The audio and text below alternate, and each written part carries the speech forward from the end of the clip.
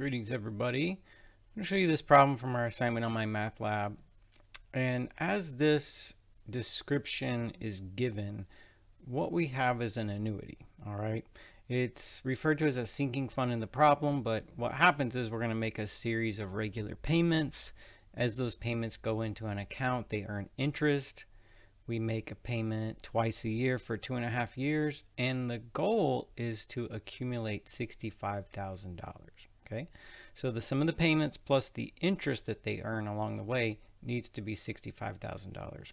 Okay, now here's how we would do that.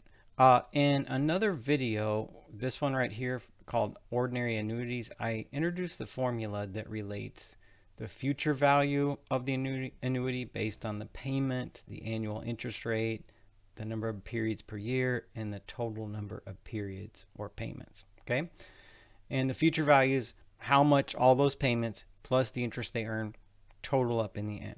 Okay, now in the problem we're going to do, we need to solve for the payment. We know how much the future value is, meaning we know how much we want in the end, but we don't know what payment is going to take us there.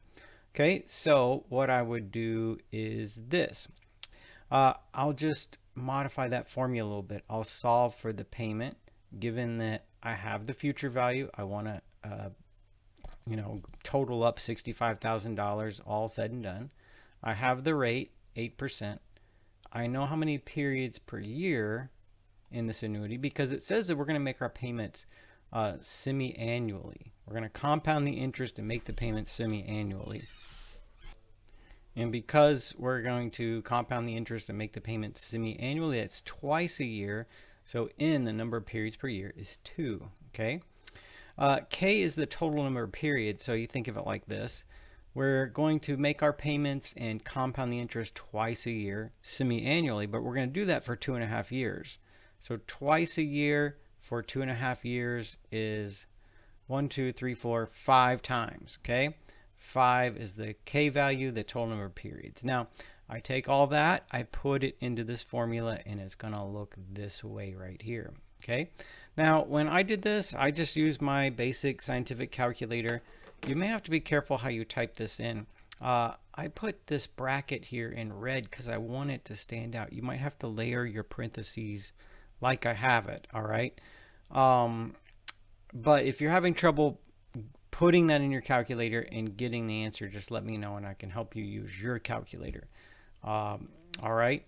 So if I calculate that, as you see it right there, I get $12,000.76. Okay.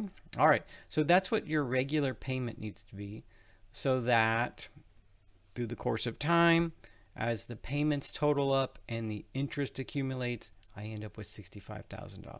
All right. So there you see my answer goes right there for the payment. Now, one thing I'll ask you to think about now that I've solved it and I showed you how to get the answer is I'm kind of curious. So if I make 5 payments of $12,000.76, how much is that? Because, that's the whole deal here is I'm going to make payments twice a year for 2.5 years. I've calculated that that payment needs to be $12,000.76. 5 times that, those payments only add up to a little more than $60,000. I wanted $65,000. I wanted to make these payments and end up with $65,000 when I was done. So why doesn't that add up? Okay, I wanted $65,000. Where's the rest of it? The answer is the interest. Okay, so yeah, what's going to happen is I'm going to make these payments and they go into the account, and them by themselves is about $60,000. The rest of it, taking me to $65,000, is the interest that the payments earn as they're sitting in that account. Okay, so there it is. That's how you solve this one. I would ask that you might go back and refer to this video if you need a little more background. Otherwise, let me know if you need any more help.